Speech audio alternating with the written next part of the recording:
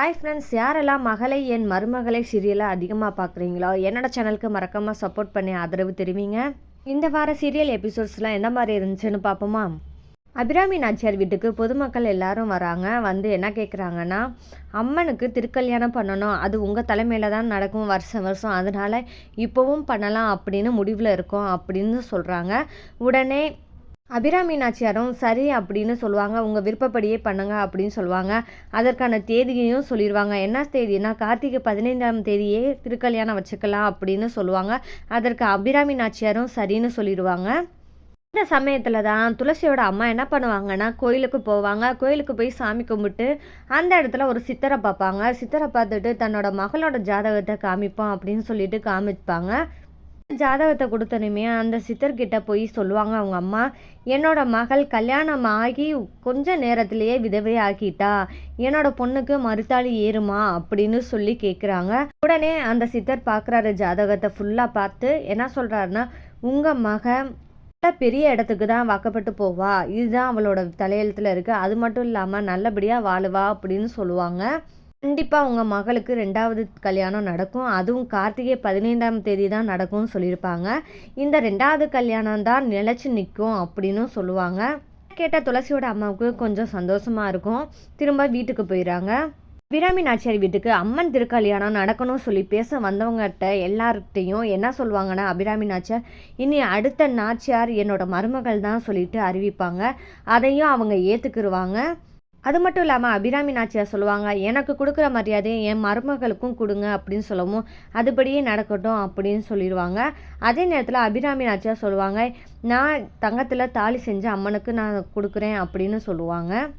அபிராமி நாச்சியார் அறிவித்த அந்த நாச்சியார் பட்டத்தை எப்படி இருந்தாலும் துளசி ஏற்றுக்கக்கூடாதுன்னு சொல்லிட்டு அவங்க வீட்டில் இருக்கிற சில பேர் நினைக்கிறாங்க. அதையும் கெடுத்து விடணும் அப்படின்னு நினைக்கிறாங்க.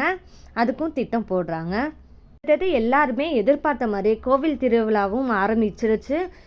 அபிராமி நாச்சியார் வீட்டில் இருக்கிற எல்லாருமே கோயிலுக்கு கிளம்பிட்டாங்க. கோயிலுக்கு கிளம்புனதுமே அம்மனுக்கு செய்ய வேண்டிய பூஜை எல்லாம் பூசாரி செஞ்சிறாரு. அதே நேரத்தில் ஒரு திட்டம் போட்டிருப்பாங்க சிவகாமி. யாருன்னா அபிராமி நாச்சியாரோட அக்கா தான் சிவகாமி நாச்சியார்.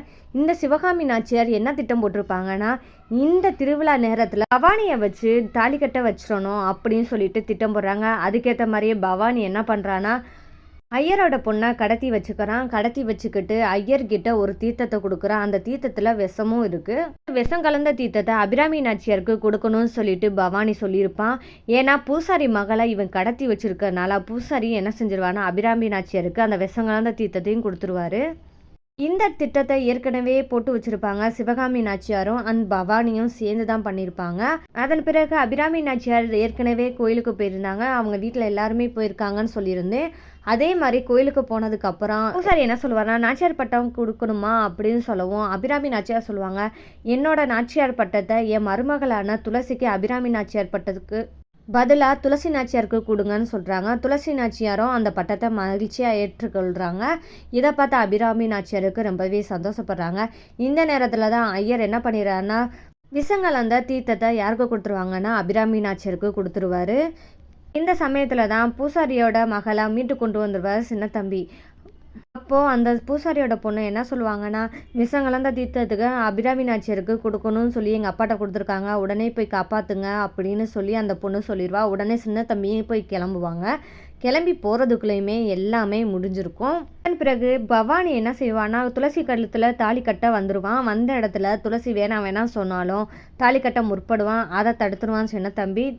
மேலே தடுக்கிறதுக்கு யார் இருக்காங்கன்னா அபிராமி நாச்சியார் மேற்கொண்டும் தடுத்து நிறுத்திட்டு கடைசியாக என்ன செஞ்சுறாங்க, மயங்கி விழுந்துடுறாங்க. ஏன்னா ஏற்கனவே விஷங்கள் அந்த தீர்த்தத்தை குடிச்சிட்டாங்க, அதனால மயங்கி விழுந்துடுறாங்க. பார்த்தா துளசி, அது மட்டும் இல்லாமல் பரஞ்சோதி, சின்னத்தம்பி இவங்க எல்லாருமே பயப்படுறாங்க. பிறகு துளசிக்கு தெரிய வருது, வீரபாண்டியபுரத்தில் தான் இந்த விஷத்தை முறிக்கிற மருந்து கிடைக்கும் அப்படின்னு சொல்லிட்டு துளசியும் கிளம்புறாங்க. துளசி போனதுக்கப்புறம் என்ன நடக்குதுன்னா, அங்கே துளசி காலில் பாம்பு கொத்திடுது. அதனால் மயக்கம் அடைஞ்சிடுறாங்க. அந்த இடத்துல ஒரு வைத்தியம்மா பார்த்து என்ன செஞ்சுருவாங்கன்னா, துளசி அரவணைச்சு அந்த கோயிலில் வச்சுருப்பாங்க. அபிராமி நாச்சியார் என்ன செஞ்சுருப்பாங்கன்னா, துளசி தனியாக போயிருக்காங்க, நீ போ சின்னத்தம்பின்னு சொல்லிட்டு சின்னத்தம்பி அனுப்பிச்சி விட்ருப்பாங்க. சின்ன தம்பி கோயிலுக்குள்ளே வரும்போது மயக்க நிலையில் இருப்பாங்க துளசி. அது மட்டும் இல்லாமல் அந்த வைத்தியர் அம்மா அந்த துளசியை பார்த்துக்கிட்டு இருப்பாங்க. அப்போது அந்த வைத்தியர் அம்மாட்ட என்னாச்சுமா துளசிக்கு அப்படின்னு சொல்லி சின்ன தம்பி கேட்பாங்க. அதுக்கு வைத்தியர் அம்மா சொல்லுவாங்க, இந்த மாதிரி இந்த பொண்ணுக்கு பாம்பு கடிச்சிருச்சுப்பா அப்படின்னு சொல்லுவாங்க. அதனால் மயக்கமடைஞ்சிருக்கும் போது சின்ன தம்பி பயந்துருவான். என்னாச்சு பாம்பு கடிச்சிருச்சான்னு சொல்லிட்டு பயப்படுவான். சின்ன தம்பி சொல்லுவான், இங்கே யாராவது வைத்தியர் இருந்தால் சொல்லுங்கம்மா, நான் போய் கூப்பிட்டு வரேன் வைத்தியம் பார்க்க அப்படின்னு சொல்லுவான். அதுக்கு வைத்தியர் அம்மா சொல்லுவாங்க, நான் ஏற்கனவே வைத்தியம் பார்த்துட்டேம்மா, நானும் வைத்தியர் தான் அப்படின்னு சொல்லி பதில் கொடுப்பாங்க.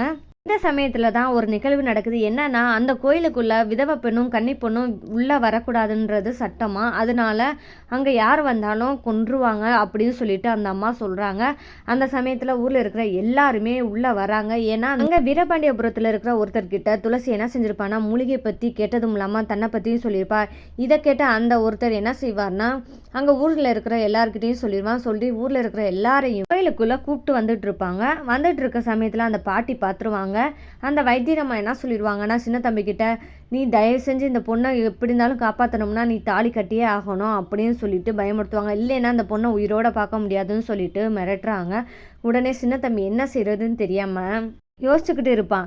இப்போ தான் நம்ம எல்லாரும் எதிர்பார்த்த தருணமாக இருக்கிறது தான் இவங்க 2 பேரும் கல்யாணம். வேற வழி இல்லாமல் சின்ன தம்பி என்ன பண்ணிடுவான்னா துளசி கழுத்தில் தாலி கட்டிடுவான். அவன் கையில் இருந்த தாலி எப்படி வந்ததுன்னா அபிராமி நாச்சியார் ஏற்கனவே சாமிக்கு செலுத்தணும் அப்படின்னு சொல்லிட்டு ஒரு தாலி ஏற்பாடு பண்ணி வச்சுருப்பாங்க. அந்த தாலியை வீட்டிலேயே மறந்து வச்சுருப்பாங்க. அதை சின்ன தம்பி எடுத்துகிட்டு வந்துடுவான். அந்த சமயத்தில் தான் அந்த தாலியோட எங்கே வந்துடுவான்னா வீரபாண்டியபுரத்துக்கு வந்திருப்பான்.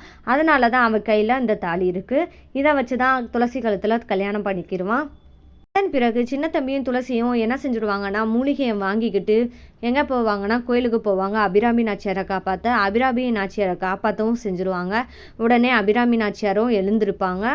அபிராமி நாச்சியார் உயிர் பிழைச்சதுமே கோவப்படுறாங்க. ஏன்னா துளசி கழுத்தில் பவானி தாலி கட்டு வந்ததை அவங்களால ஏற்றுக்க முடியல. அதனால் பவானி மேலே கோவப்பட்டு துப்பாக்கி எடுத்து பவானியை சுடணும் அப்படின்னு நோக்கத்தோட கிளம்புறாங்க. அதே சமயத்தில் சின்ன தம்பியும் வாடா அப்படின்னு சொல்லி கூப்பிட்டு கிளம்புறாங்க. உடனே சின்ன தம்பி அபிராமி நாச்சியார் கோவத்தை பார்த்தோன்னே தாலி கட்ட நினச்சவனவே சுடணும்னு நினைக்கிறாங்க. ஆனால் நான் தாலியே கட்டிட்டேனே, நான் என்ன பண்ணுறது அப்படின்னு சொல்லிட்டு சின்ன தம்பி பயப்படுறான். வேறு வழி இல்லாமல் அபிராமி நாச்சியாரோட சின்ன தம்பி கிளம்பிறான். சின்ன தம்பி கிளம்பும்போது அபிராமி நாச்சியார் என்ன பண்ணுறாங்கன்னா பவானியை தேடி போகிறாங்க. அவனை மிரட்டவும் செய்கிறாங்க. அது மட்டும் இல்லாமல் அங்கேருந்து தப்பிச்சு பவானி எங்கே போகிறான்னா சிவகாமி வீட்டுக்கு போகிறாங்க. சிவகாமி வீட்டுக்கு போனதுமே பவானி எங்கே அப்படின்னு சொல்லிட்டு அபிராமி நாச்சியார் சிவகாமி நாச்சியார்கிட்ட கேட்பாங்க. ஆனால் அதுக்கு முன்னாடியே பவானி என்ன செஞ்சுருப்பான்னா சிவகாமி நாச்சியார்கிட்ட அடைக்கலம் போயிருப்பான். அதனால் சிவகாமி நாச்சியார் கடைசி வரைக்கும் காட்டி கொடுக்காம இருந்துருவாங்க. அபிராமி நாச்சியார் சிவகாமி நாச்சியார் வீட்டிலேருந்து கிளம்பி வீட்டுக்கு வந்துடுவாங்க. ஆனால் சின்ன தம்பி கொஞ்சம் பயந்தே இருப்பான். ஏன்னா நம்மளை பிள்ளை மாதிரி நினச்சவங்களுக்கு நம்ம துரோகம் பண்ணிட்டோமே அப்படின்னு சொல்லிட்டு கொஞ்சம் வருத்தப்படுவான். இதை எப்படினாலும் சரி பண்ணணும் அப்படின்னு சொல்லிட்டு துளசிக்கிட்ட போய் பேசினா ஆகும் அப்படின்னு சொல்லிட்டு சின்ன தம்பி நினைக்கிறான். அதுபடியே சின்ன தம்பி என்ன பண்ணுறான்னா துளசிக்கிட்ட பேசலாம் சொல்லிட்டு கிளம்பி போகிறான். துளசிக்கிட்ட என்ன சொல்கிறான்னா, சின்னம்மா தயவு செஞ்சு இந்த தாலியை கலட்டி எங்கள் கோயிலில் உண்டியலை போட்டுருங்க அப்படின்னு சொல்லிட்டு சின்ன தம்பி சொல்கிறான். உடனே சரி நான் கோயிலுக்கு போய் நான் கலட்டி போட்டுறேன் அப்படின்னு சொல்லிட்டு கிளம்புவாங்க. ஆனால் அதுக்கு முன்னாடியே துளசியோட கனவுல இறந்து போனால் அவரோட கணவர் என்ன சொல்லுவார்னா, சின்ன தம்பியை கல்யாணம் பண்ணணுன்னு தான் நான் ஆசைப்பட்டேன் நான் சாகும்போது அப்படின்னு சொல்லிடுவாங்க. இந்த தாலியை நீ கலட்டக்கூடாதுன்னு சொல்லி சத்தியம் கேட்ட மாதிரியே கனவு வரும். இந்த கனவை கண்டதுமே துளசி எந்திரிப்பான். என்னால் முடியாது, இந்த தாலியை நான் சுமக்க முடியாது அப்படின்னு சொல்லி எந்திரிப்பான். அந்த தருணத்தில் தான் சின்ன தம்பி என்ன செஞ்சுருப்பான்னா துளசிட்ட பேசியிருப்பான். எப்படியாவது இந்த தாலியை கலட்டி உண்டியலில் போட்டுருங்க அப்படின்னு சொல்லுவான். சரின்னு சொல்லிட்டு துளசி கோயிலுக்கு போவான். கோயிலை கலட்டி போடலான்னு சொல்லி போகும்போது தன்னோட கணவர் கேட்டுக்கிட்ட வார்த்தையை நினச்சிட்டு அவள் தாலி கலட்டி போடாமல் வந்துடுவா வீட்டுக்கு. துளசி வீட்டுக்கு வந்ததுமே சின்ன தம்பி துளசியை பார்க்க போவான். என்னம்மா நீங்கள் தாலியை கலட்டி உண்டியலில் போட்டீங்களா அப்படின்னு சொல்லி கேட்பான். அதுக்கு துளசி ஆமாம் நான் உண்டியலில் போட்டேன் அப்படின்னு துளசி சின்ன தம்பிகிட்ட சொல்லுவேன். சரிம்மா எனக்கு இப்போ தான் நிம்மதியாக இருக்குன்னு சொல்லிட்டு சின்ன தம்பி நினைப்பான். அதன் பிறகு சின்ன தம்பி கிளம்பி போகவும் என்ன பண்ணுவான்னா துளசி தன் கழுத்தில் இருக்க தாலியை எடுத்து பார்ப்பா. தாலி எடுத்து பார்த்ததுமே துளசிக்கு என்ன தோணுதுன்னா, இந்த தாலியை நான் ஏற்றுக்கணும்னு நினைக்கிறேன், சின்ன தம்பியை ஏற்றுக்கணும்னு நினைக்கிறேன், அவர் என்ன தப்பு பண்ணார் அப்படின்னு சொல்லிட்டு அவர் கணவரான இறந்தவர்கிட்ட சொல்லுவா. இந்த கல்யாணத்தை அவங்க ஏற்றுப்பாங்களா அத்தை அப்படின்னு சொல்லிட்டு அந்த ஃபோட்டோ முன்னாடி கேட்குறா துளசி. அபிராமி நாச்சியார் கண்டிப்பாக சம்மதிப்பாங்கன்னு சொல்லிட்டு அவர் ஃபோட்டோலேருந்து பூவும் விழுகுது. இதை பார்த்தா துளசிக்கு ரொம்பவே சந்தோஷமாக இருக்குது.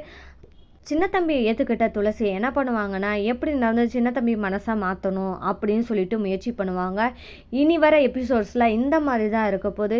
இனிதான் ஃப்ரெண்ட்ஸ், இன்னும் சுவாரஸ்யமான நிகழ்வுகளாக நடக்க போகுது. உங்களுக்கு இந்த மாதிரி வீடியோஸ் நிறையா வேணும்னா என்னோட சேனல் மறக்காமல் சப்ஸ்கிரைப் பண்ணுங்கள். சந்திப்போம்.